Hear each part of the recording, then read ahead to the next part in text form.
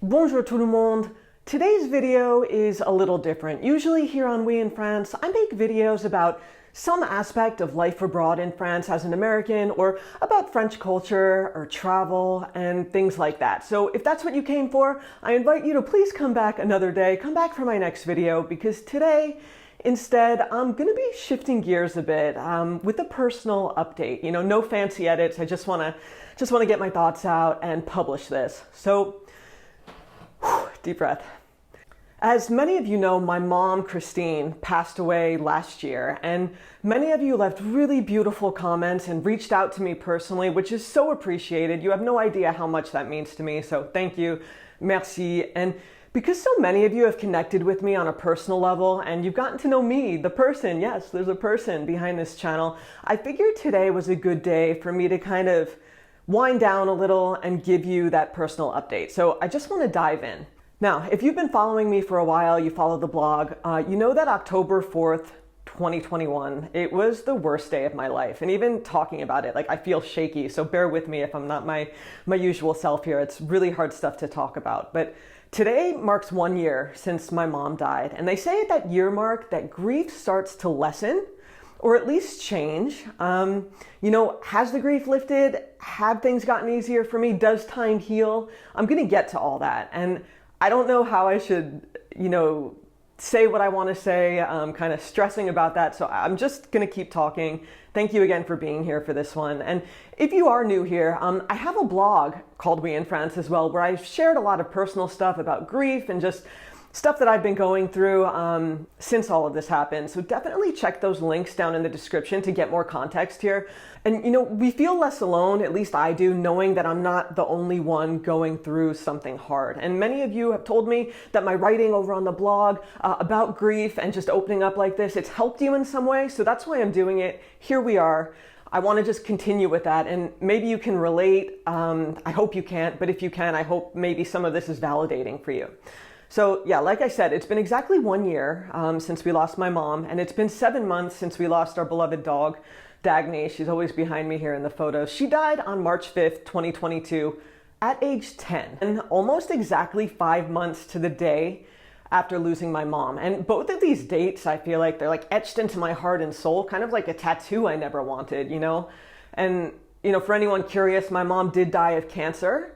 And after she passed away, when I was still in the US, it was right after we said goodbye, Dagny went into heart failure, and we knew it was coming. And just this timing, it started a downward spiral, pretty much into hell that I wouldn't wish on my worst enemy. You know, that grief that I felt from my mom, it was put on the back burner as we cared for Dagny. I didn't have time to grieve, you know, and we had a lot of ups and downs on that heart failure journey, mostly downs. And during that 5-month period, my mom, sadly, she was a distant thought, because the here and now of what was happening with our dog was pretty much our sole focus.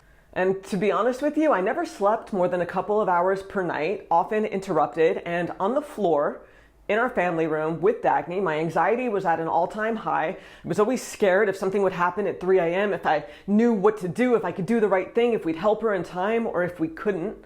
And our life then consisted of counting breaths, daily calls to the vet, and a lot of crying. And my thoughts, admittedly, were 90% about Dagny, about her care, her demise.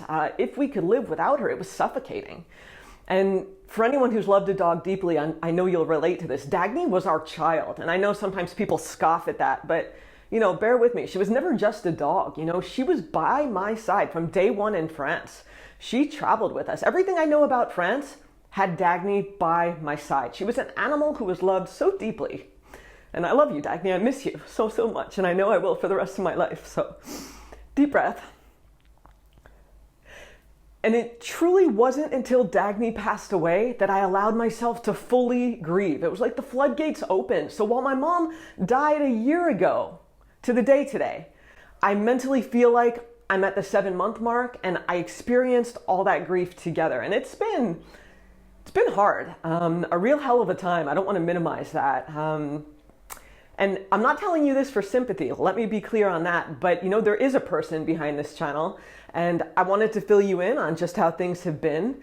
And I want to be real with you, because I think, you know, it's important to be vulnerable sometimes. And I truly feel less alone knowing people out there like you are watching this, are listening. And even if you can relate, and I'm so sorry if you can, just knowing that you're there, it helps me, and that we can get through hard things. You're still here, and we'll both get there together tomorrow, to the next day, to the next thing.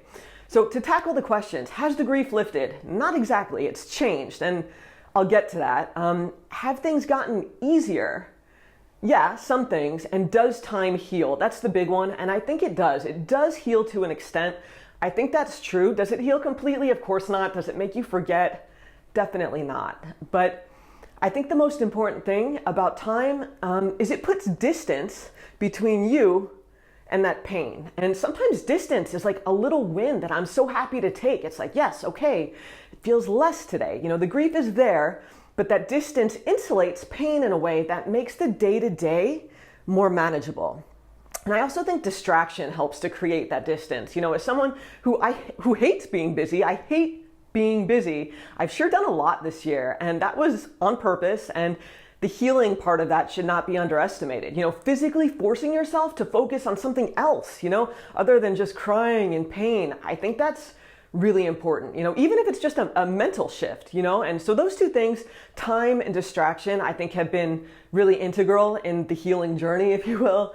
And, you know, daily distractions, even if they seem silly, you know, like binging on Netflix, getting back into a hobby, work, you know, as things were getting worse and worse, I cranked out a video here on my channel once a week, pretty much for all of 2021 and most of 2022 up until the spring, you know, just as a distraction, talking to friends, helping them with their problems, cleaning, which I hate, but I got kind of good at it, you know, and the list goes on. So that's all to say, you know, my routine has been a really great distraction for me this past year. It's brought me comfort knowing I have a routine. So daily walks, just now without the dog.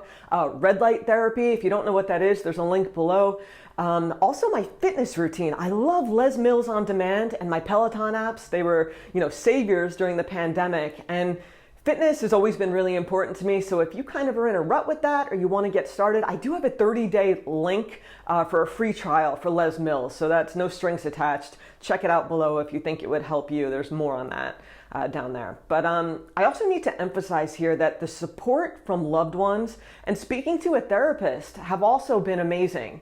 If I didn't have people to talk to, a professional, my dad, my friends, I don't know where I'd be, you know, and friends and family who were there pretty much daily and still are, you know, when they knew things weren't going so well with my mom and then Dagny. That's so, so appreciated. And if you were one of those people, I can't thank you enough. And I just hope that one day I could be there for someone I care about in that same way that they were there for me, because it meant the world to me. And it's not about fixing or judging, just having someone there to listen. It just makes everything seem less horrible. You know, again, we know we're not in it alone, and that counts for so much. And I think sometimes as listeners, we want to fix, we want to help, but just being there, just listening, it takes the heaviness out of what's happening and it gets it out of my physical being and out into the ether. So I don't know, just another thing, this whole year has shown me who my real friends and family are.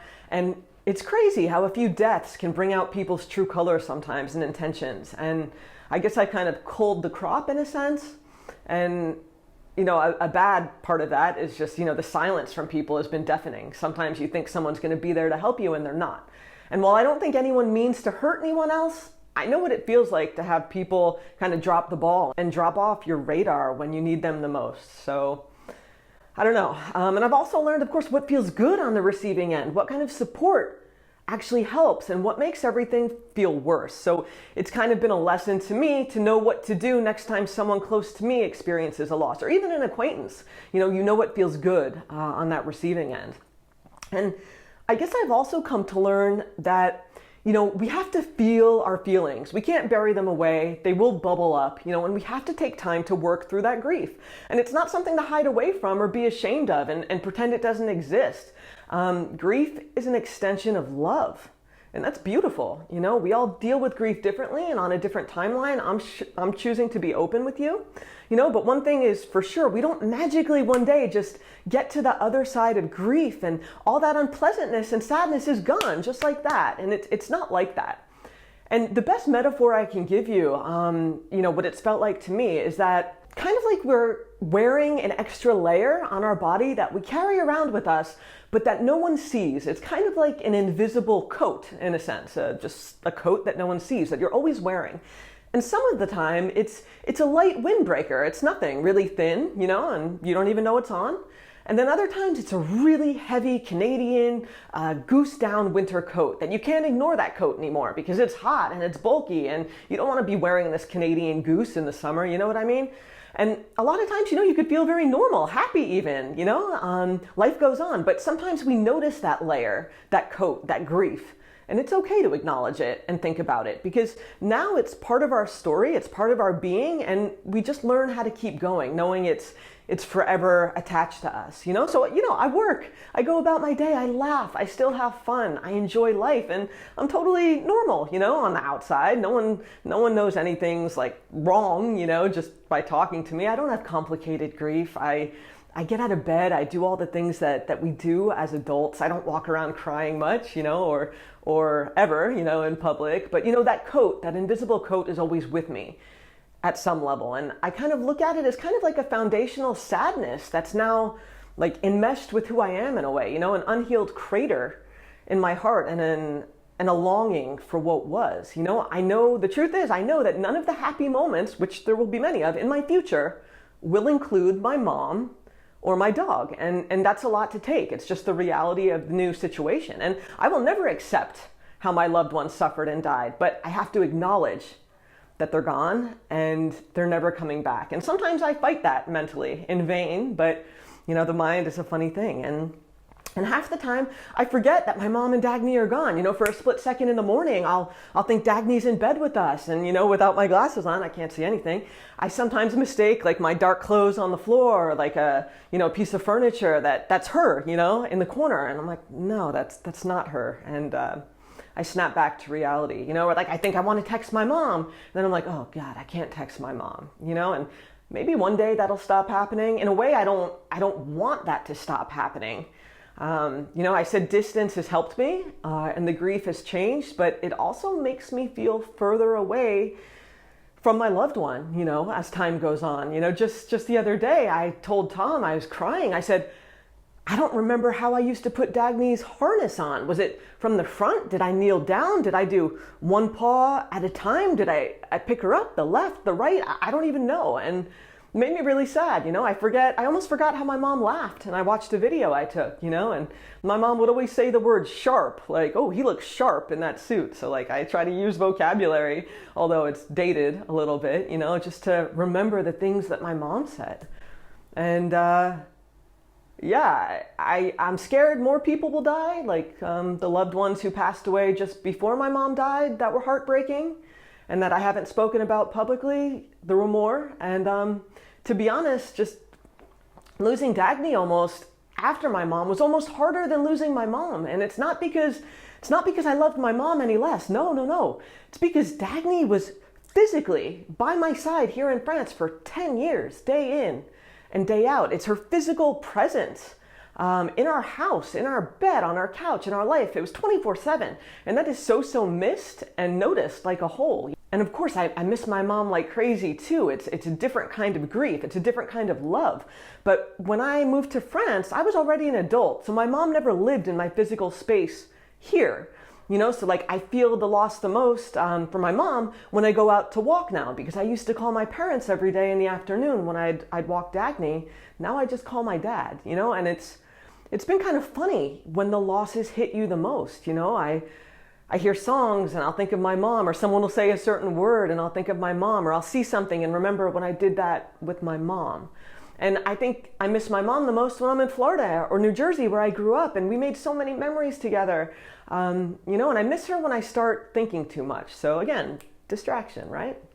Another question we've gotten, innocently enough, is, will you get a new dog? And within days of Dagny's passing, I got a bunch of well-meaning messages with links to animal shelters and people asking if we're getting a new dog, or the one that bothered me the most is, you should adopt this dog. And they'd send me links literally 24 hours after I let you know that Dagny passed away. And like I said, she was never just a dog. I can't even put into words what she meant to us. Our bond was like nothing else, and she was such a bright spot in our lives.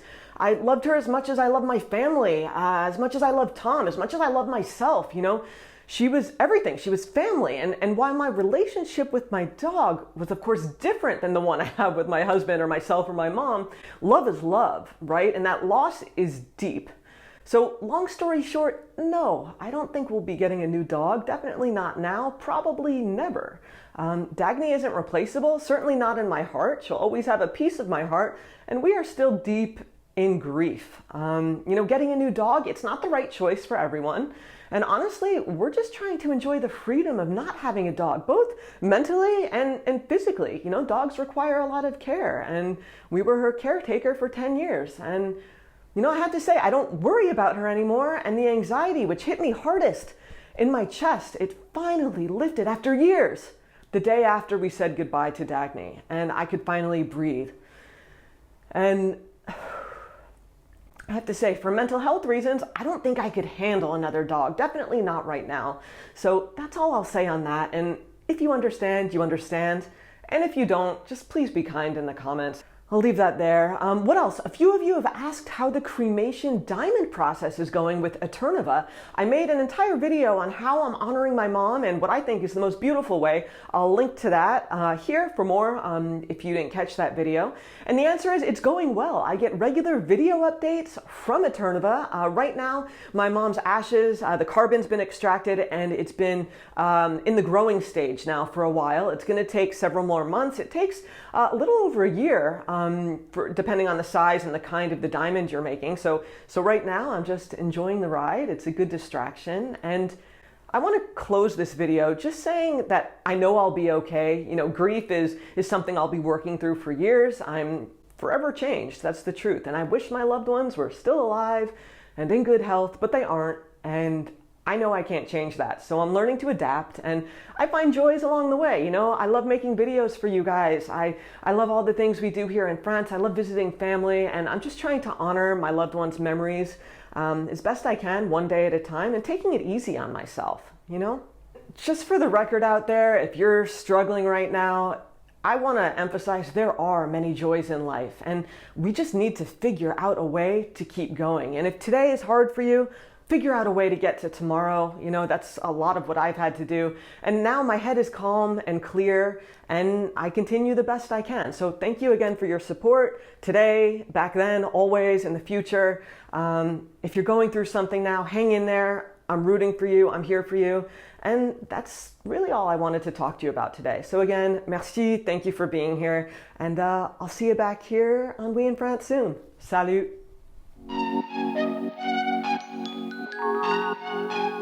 Thank you.